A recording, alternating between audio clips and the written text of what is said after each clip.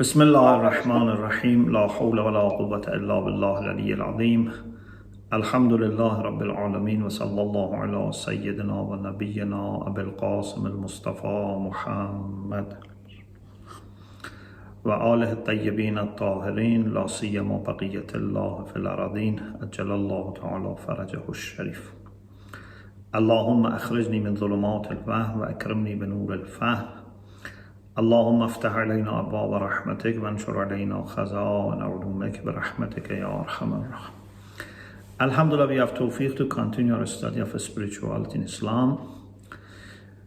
In the last session, we talked about al-hayat al-tayyibah, and alhamdulillah, we managed to distinguish between three types of lives for human beings in the Quran.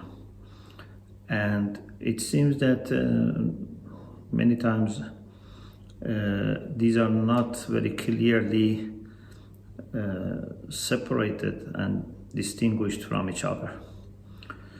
Life for the body, life for the soul, and additional life, which is al-hayat al-tayyibah.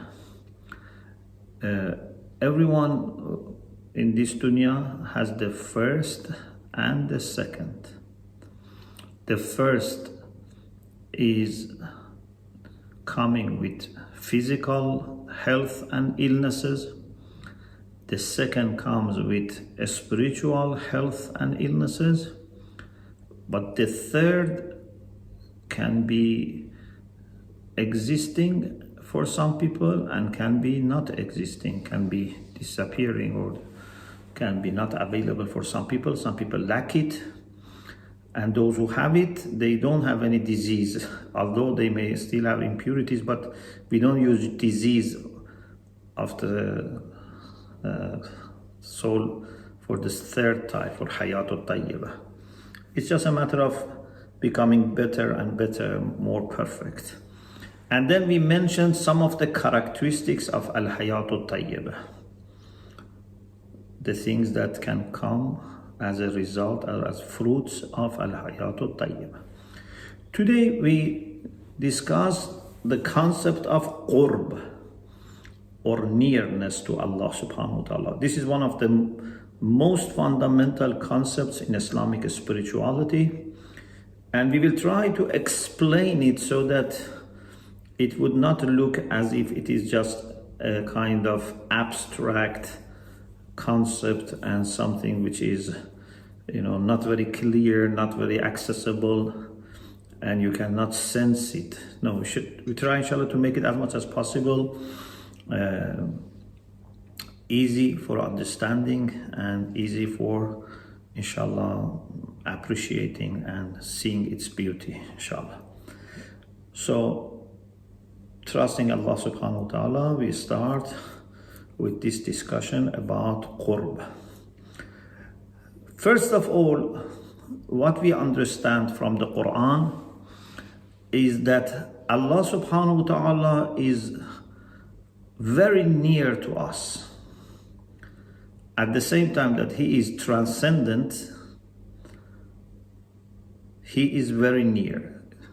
It's not that He is a human being or He lives in this physical world. He occupies a space or time. No, He is transcendent and there is nothing like Him. لَيْسَ كَمِثْلِهِ شَيْءٍ. He is above any description. He is above our imagination, let alone our sensation. Even with our imagination, we cannot understand Him, let alone through sensation like seeing or touching, etc. But at the same time, He is very close to us. Actually, because He is not physical, He is close to us. Because two physical things cannot be very close to each other. They always remain separated. Two physical objects, even if you bring them very close and they touch each other, still they are separate. But Allah is present everywhere. He's present inside and outside without being mixed with us. as Amir al-Mu'min alayhi salam said, داخل في الأشياء لا بالممازجة وخارج عن الأشياء لا بالمزايلة, something like this. Allah is inside everything without being mixed with them. Allah is outside everything without being separate from them. So He is very high, and for the same reason, not contradictory to that, for the same reason He is very close. Because the higher you go, the better chance you have for being close to others. Even in spirituality, in knowledge, people who go higher, they are closer to others than people who are lower. Those who are lower are very much separate and far from others, and sometimes maybe they are hostile towards others. The more you go higher, the more you can accommodate others. So Allah is very high and transcendent, but very close to us. The Quran says, أعوذ بالله من الشيطان الرجيم وَنَحْنُ أَقْرَبُ إِلَيْهِ مِنْ حَبْلِ الْوَرِيدِ. We are closer to mankind than his jugular vein. This is Surah Qaf, verse 16. It's very important to explain this to non-Muslims, because sometimes non-Muslims think that God of Islam is not available and we cannot reach him, because we so much emphasize on not thinking of God as a human being or as a physical being, etc. But the reality is that at the same time we say he's very close. Or in Surah Anfal, verse 24, وَاعْلَمُوا أَنَّ اللَّهَ يَحُولُ بَيْنَ الْمَرْءِ وَقَلْبِهِ. Be aware that truly Allah stands between man and his heart. He is more aware of what is happening in your heart than yourself. He's closer to your sir, to the secret aspect of you, than yourself. Because many times yourself means your conscious level of understanding, which is not covering your inner self and secret. Then in Surah Al-Hadid, verse 4, هُوَ مَعَكُمْ أَيْنَمَا كُنْتُمْ. Wherever you are, he is with you. Or Surah Shu'ara, verse 62, إِنَّ مَعِيَ رَبِّي. Truly, my Lord is with me. So, he is very close to us, alhamdulillah. But from this we cannot understand that we are necessarily very close to him. Okay? You shouldn't think that, okay, so then we are also close to him. So why we need then to seek nearness? Why we need to do taqarrub, which means to seek nearness? He's already close to us, so we are also close to him. If two books are put in a way that book A is close to book B is also close to book A. If two people are sitting or standing in the way that one is close to the other is also close to the first one. So if Allah is close to us, we are also close to him. We don't need to seek nearness. The answer is no. He is very close to us, but we may not necessarily be close to him. We can be very far from him. We can be so far from him that even animals can be closer to Allah than us. Even non-living beings can be closer to Allah than us. Who is the most remote being from God? Iblis. Iblis is even the most remote, and insects, non-living beings are closer. So to be close from Allah's side is guaranteed. To be close from our side needs efforts. And this is why in Islamic devotional acts, we always say or mean, if we don't utter these words, but we say qurbatan ilallah or ataqarrabu ilallah. I seek nearness, or do this seeking nearness to Him. So we need to seek nearness. You may say, how? Why it is not from both ways? The answer is that this relation is not a physical relation.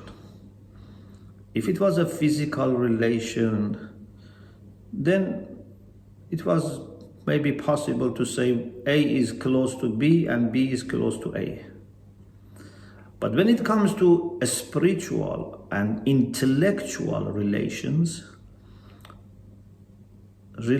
are not necessarily mutual or equal, even if they are mutual. They may be not mutual, maybe it's one way, or it's both ways but not equal. For example, maybe someone loves another person, the other person doesn't love him, so it's not mutual. Maybe a father loves his child and the child doesn't love the father. Maybe a father understands his child, the child doesn't understand the father. Or if there is love and understanding from both sides, they don't necessarily become equal. Maybe father understands more or loves more. Or maybe son understands more and loves more. So when it's intellectual relation or a spiritual relation, it doesn't have to be mutual and equal. I go to a great philosopher to study with him. I am very new to the subject. I have to learn very basic things in philosophy. He is a great philosopher. My teacher then would be very close to me in the sense that he knows what I am going through. He himself has passed this stage. He has had lots of students like me. So he understands me. He anticipates my questions. He knows difficulties that I face. He knows where he needs to explain more, where he needs to, for example, mention examples, etc. So he is fully with me. But am I also understanding him? No. Therefore, sometimes students are not patient with the teachers, but good teachers are patient with the students, because there is more understanding from the side of the teacher, because the teacher is more experienced and can understand the other side better. A leader like Amir al-Mu'mineen alayhi salam, a leader like Amir al-Mu'mineen would be close to his followers and would understand them and love them.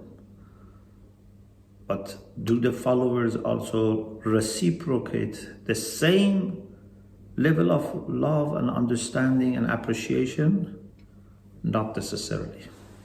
So don't be surprised if we say that Allah is near already, but we need to achieve nearness. When we read the Quran, it is very interesting because Quran is very, very precise, very accurate. When we read the Quran, we find that Allah is with us. I already quoted for you some verses of the Quran. Huwa ma'akum, inna ma'iya rabbi. But you never find any verse that says you are ma'allah, or someone is ma'allah. If you know any verse in which someone is introduced as being ma'allah, let me know. There is no place that anyone is ma'allah. Indeed, Quran says, لا تدعوا مع الله أحدا. We should not call anyone ma'allah. There is nothing, no one that can be put ma'allah. Because if it is ma'allah, means it has to be somehow equal or at equal level or higher. Allah is with us because He is higher, and therefore He is present also with us. Everything which is higher in the ladder of existence is present also with its effects, with its ma'lul. The higher is present at the lower level, but not vice versa. So Allah is with every creature, but no creature is ma'allah, because they are not higher and nor even equal to Him. So you don't find any place in the Quran that something is introduced as ma'allah. But the maximum we can have is indallah. Indallah is very much different from ma'allah. In English translation, I have seen sometimes when they translate them the same. And Allah, they say with God. Even maybe in Farsi sometimes, for example, I don't know, maybe they say, like Bog, Khoda Budan, something like this they may put, I don't know. But in English I have seen. Maybe in English it's okay, because there is not that level of preciseness that we have in Arabic, especially Quranic Arabic. But you have to be careful. You should not translate indallah equal to ma'allah. There are things that Quran says they are very close to God and they are indallah. It can be some people, it can be some things. For example, إِنَّمَا الْعِلْمُ عِنْدَ اللَّهِ. Ilm is indallah. Rizq is indallah. Ajr is indallah. Or martyrs are indallah. لا تحسبن الذين قتلوا في سبيل الله أمواتا بل أحياء عند ربهم يرزقون. Or there are some angels that are muqarrabun. They are الذين عند ربهم. So we have عند ربهم, but we don't have مع ربهم, مع Allah. We don't have. Also, it can be ladallah. Ladallah is also possible. Indallah or ladallah, but not ma'allah. Similarly, min dunillah is not right. Min ladun Allah is right. For example, Quran says, مَا لَكُم مِّن دُونِ اللَّهِ مِنْ أَوْلِيَاءَ. In Surah Hud, verse 113. مَا لَكُم مِّن دُونِ اللَّهِ مِنْ أَوْلِيَاءَ. مِن دُونِ اللَّهِ, you can say other than God, but it means next to God, equal to God, independent from God. Min dunillah. If it is under God, no problem. The same Quran that says, مَا لَكُم مِّن دُونِ اللَّهِ مِنْ أَوْلِيَاءَ, or وَقَالُوا سُبْحَانَكَ مَا كَانَ يَنْبَغِي لَنَا أَن نَتَّخِذَ مِن دُونِكَ مِنْ أَوْلِيَاءَ, in Surah Furqan verse 18, the same Quran says, فَهَبْ لِي مِن لَدُنْكَ وَلِيًّا. So we can have waliyan min ladunhu, but we cannot have waliyan min dunih. Do you understand? Waliyan min dunih means independent. Waliyan min ladunhu means under him. Or waj'al lana min ladunka waliya, waj'al lana min ladunka nasira. Surah Nisa verse 75. So there are differences between ladun, dun, and ma'ah.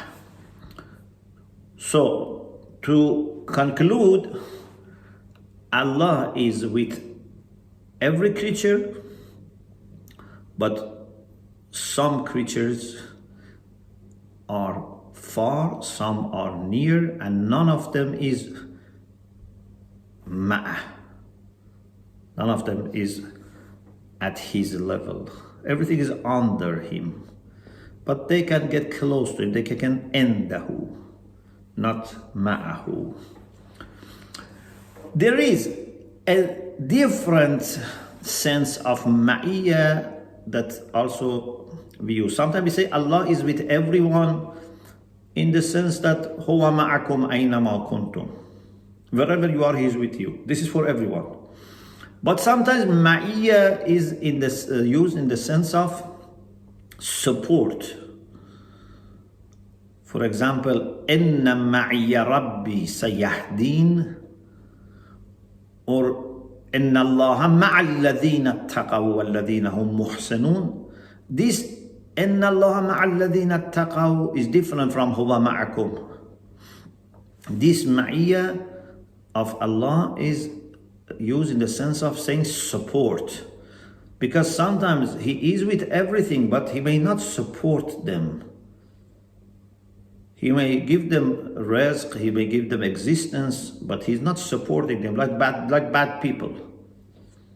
Allah is with everyone. He's not absent, but he's not supporting them.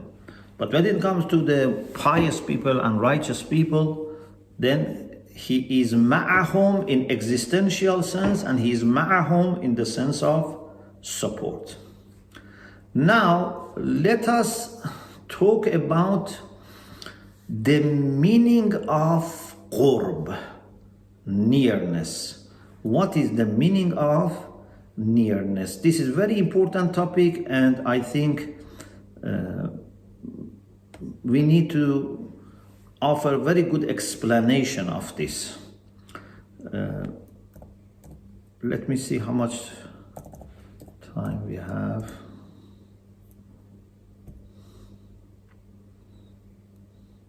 Okay, we will have a break for Salat here. It's already time of Salat. Inshallah, in 15 minutes we resume, and we will inshallah make sure we will finish before 4, so that you can be prepared for the next class, inshallah. So inshallah, see you in 15 minutes. Thank you very much. And please prepare yourself, those who are not having salat, about the concept of nearness. We want to talk about what is the meaning of qurb. Thank you very much. Inshallah. Alhamdulillah.